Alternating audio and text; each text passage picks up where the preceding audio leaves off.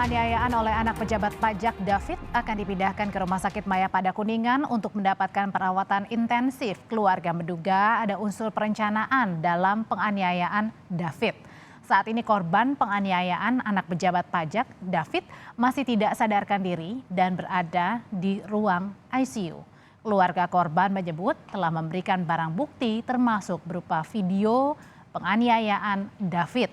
Keluarga berharap semua pelaku penganiayaan menjalani proses hukum.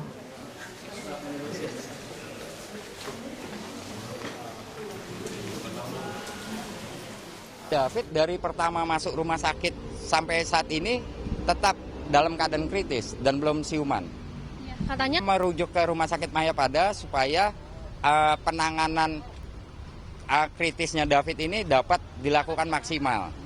Semalam kita pindahkan Adinda David dari Rumah Sakit Medika Permata Hijau ke Rumah Sakit Mayapada agar mendapat perawatan yang maksimal. Seperti itu aja, Mbak. Akan jauh-jauh hari atau lagi menjebak korban untuk terkena penganiayaan, ya, agar dapat dianiaya oleh pelaku, maka undang-undang yang pasal yang akan dikenakan terhadap pelaku akan berlapis.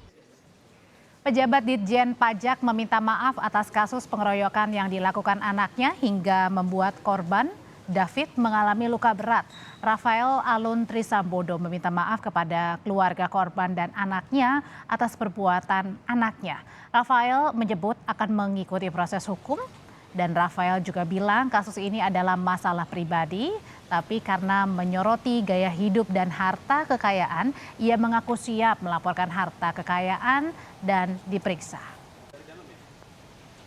Saya, Rafael Alun Trisambodo, orang tua dari Mario Dendi, dengan ini menyampaikan permintaan maaf kepada Mas David dan keluarga besar Bapak Jonathan, keluarga besar PBNU dan keluarga besar GP Ansor, dikarenakan perbuatan putra saya telah menyebabkan luka serius dan trauma yang mendalam.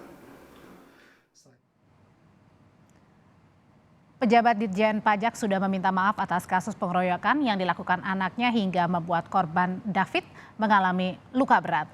Pertanyaannya, mungkinkah terbuka jalur mediasi atau tetap berada pada proses jalur hukum? Kita bahas bersama dengan advokat GP Ansor sekaligus kuasa hukum keluarga korban Muhammad Hamzah dan psikolog forensik Reza Indragiri. Selamat petang Bapak-bapak. Selamat petang Mbak Audrey. Saya ke Pak Hamzah dulu. Pak Hamzah, ini kan baru saja orang tua pelaku meminta maaf ya. Apakah ini artinya tidak dilanjutkan lagi proses hukumnya kepada pelaku? Baik, Mbak. Terhadap permohonan maaf yang sudah dilayangkan oleh orang tua pelaku, kita dari keluarga korban maupun dari GP Ansor ataupun dari PBNU menerima permohonan maaf dari mereka. Nah, akan tetapi kita tetap komitmen sesuai instruksi dari Ketum GP Ansor yang kita tahu beliau Gusmen adalah seorang anak muda yang anti kekerasan. Kekerasan dalam bentuk apapun. Apalagi kekerasan ini terjadi di lingkungan keluarga anggota Banser. Jadi dia tetap menginstruksikan agar kasus ini tetap berjalan sesuai dengan aturan hukum yang berlaku di Indonesia. Oke, nah tapi itu juga suara dari orang tua korban setelah tahu keluarga pelaku ini meminta maaf, Pak Hamzah? Kenapa, Mbak? Ya, apakah orang tua korban ini juga sama-sama bersuara bahwa tetap melanjutkan proses hukum setelah tahu pelaku atau keluarga pelaku ini sudah meminta maaf?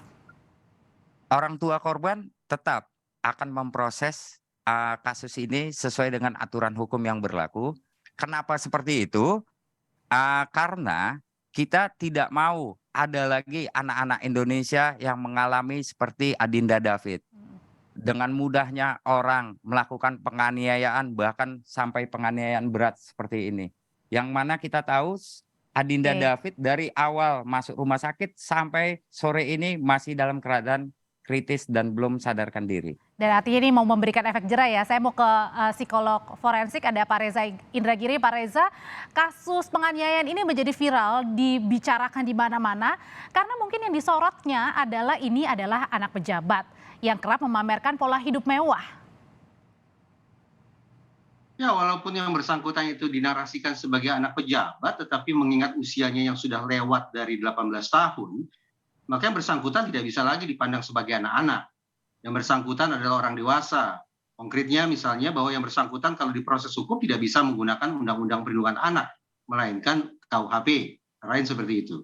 Nah, ini perlu kita jernihkan agar kemudian tidak terjadi kerancuan pemahaman bahwa seolah-olah karena anak pejabat, maka yang bersangkutan diposisikan sebagai seorang anak-anak. Itu satu hal. Yang kedua, kalau kemudian bisa diupayakan restoratif justice, tentu secara pribadi saya memandang hal itu patut untuk dipertimbangkan dengan sebaik-baiknya.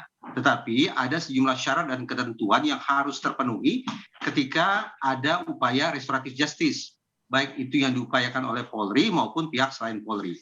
Syarat dan ketentuan itu misalnya bahwa restoratif justice sebagai sebuah inisiatif harus disepakati oleh kedua belah pihak.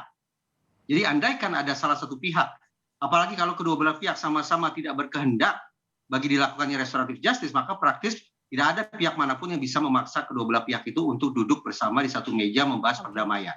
Itu syarat pertama.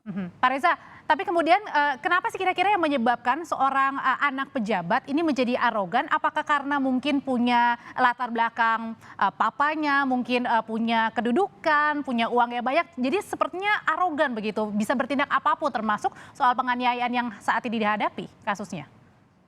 Saya ingin menerjemahkan narasi populer semacam itu ke dalam kosakata keilmuan ya. Nah, yang kita perbincangkan sesungguhnya adalah penakaran resiko atau risk assessment. Nah, dalam konteks risk assessment atau penakaran resiko bagi pelaku pidana yang disertai dengan kekerasan, memang ada sejumlah hal yang harus ditakar. Salah satunya adalah tingkat kemandirian. Baik tingkat kemandirian secara sosial atau juga tingkat kemandirian secara finansial. Elemen yang satu ini ingin mengirim pesan kepada kita bahwa semakin seseorang mengalami ketergantungan terhadap pihak lain, baik ketergantungan sifatnya sosial maupun ketergantungan secara finansial, maka kemungkinan bagi yang bersangkutan untuk melakukan tindak pidana disertai dengan kekerasan, termasuk mengulangi perbuatan yang sama, itu memang relatif menjadi lebih tinggi ketimbang ketika bandingkan misalnya dengan mereka-mereka yang secara finansial dan secara sosial sudah memiliki kemandirian. Karena mempunyai power begitu ya, semacam seperti itu gitu ya? Iya, tidak hanya power, tapi juga tidak mandirinya secara finansial dan tidak mandirinya secara sosial itu mengindikasikan bahwa yang bersangkutan belum pula memiliki kematangan secara emosional, kematangan secara kognitif atau berpikir. Oke, saya kembali ke Pak Hamzah. Pak Hamzah, ada nggak sih rencana misalnya pihak dari keluarga pelaku dan keluarga korban ini kan sudah bertemu. Nah, ada rencana nggak untuk memperbincangkan untuk hasil kedepannya apa? Nggak, gini Mbak, sebenarnya untuk langkah ke depan apa sudah clear. Sebelumnya kan kita dengarkan sendiri video yang dinyatakan oleh orang tua pelaku yang berkomitmen akan membawa kasus ini sesuai aturan hukum yang berlaku di Indonesia. Jadi kalau menurut saya sudah clear urusan itu. Dan yang ada yang kita lihat dan belum tersampaikan bahwa kita memiliki rekaman video terjadinya penganiayaan tersebut. Oleh karena itu dari video itu dapat kita lihat Adinda David ini seperti apa. Dia tidak melakukan perlawanan, bukan seperti perkelahian ini.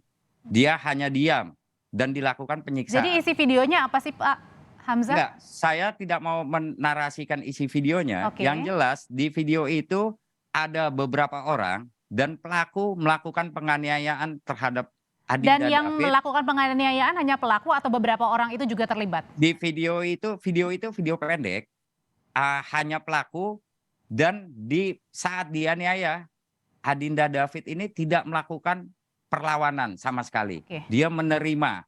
Dan jadi bisa dikonfirmasi pelakunya hanya satu yang saat ini sudah ditahan ya? Belum tentu juga. Karena belum tentu juga, Kalau untuk tindak pidana kan kita mengenal ada turut serta pasal 55.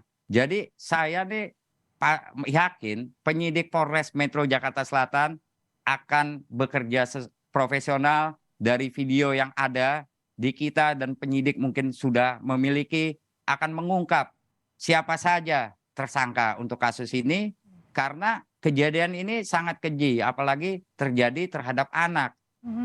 Kita bisa bayangkan 3 hari 3 malam sudah Adinda David tidak sadarkan diri dan semalam pun Ketum GP Ansor, Gusman bersama saya dan yang lainnya telah memindahkan Saudara Adinda David dari Rumah Sakit di Permata Hijau ke Rumah Sakit Mayapada di Kuningan. Oke, Pak Reza, kalau gitu kan tadi kan bukan hanya pelaku, ada beberapa rekannya lagi ya, dan untuk menganiaya atau bahkan melihat juga penganiayaan yang terjadi. Artinya pada saat kondisi terdesak ini, korban juga tidak bisa dalam tanda kutip melakukan apa-apa ya, karena kan memang di sana banyak sekali teman-teman dari pelaku ini, Pak Reza. Ya, seolah-olah kita ini sedang berhadapan dengan seorang individu yang tanda petik merupakan korban yang sempurna. Korban yang sempurna dalam pengertian secara fisik dia lemah karena kabarnya dia dikeroyok.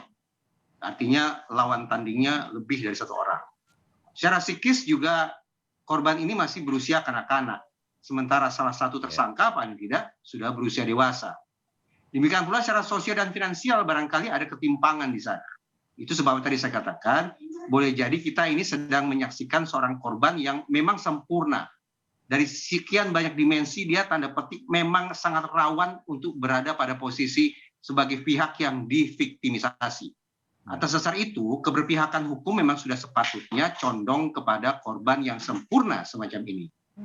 Pak Reza, yang dilihatnya arogansi seperti apa sih model-model akhir-akhir ini? Bukan hanya kejadian seperti ini kan, karena kan pamer-pamer flexing seperti ini, gaya hidup di media sosial, belum lagi ada kasus-kasus yang lainnya sehingga membuat orang tuh ketika naik mobil yang mewah merasa lebih daripada orang lain, sehingga mungkin bisa memperlakukan yang tidak-tidak dengan yang lain. Kalau kita berpikir secara analogis, memang ada penjelasan dari sudut pandang psikologi forensik mengapa ada orang-orang yang berperilaku sedemikian tanda petik macho, sedemikian maskulin. Dalam psikologi forensik misalnya diketahui bahwa orang-orang yang membawa senjata memang mengalami peningkatan rasa percaya diri sekian kali lipat. Keberaniannya semakin bertambah. Kepercayaan diri itu bahkan disertai dengan menurunnya kemampuan untuk menakar resiko atau memahami bahwa setiap perbuatan memiliki konsekuensi. Nah, saya membayangkan secara analogis barangkali senjata yang diteorikan dalam psikologi forensik itu adalah sebangun dengan mobil mewah, dengan peralatan-peralatan yang diidentifikasikan sebagai sosok maskulin, sebagai simbol macho atau male chauvinism dan sejenisnya. Jadi masuk akal kalau kemudian orang-orang yang menggunakan mobil mewah atau sejenisnya memang juga mengalami peningkatan rasa percaya diri hingga level yang bisa membahayakan pihak lain. Terima kasih penjelasannya psikolog forensik Pak Reza Indragiri dan juga advokat GP Ansor sekaligus juga kuasa hukum keluarga korban Muhammad Hamzah sudah berbagi informasi di Kompas Petang sore hari ini. Sehat selalu.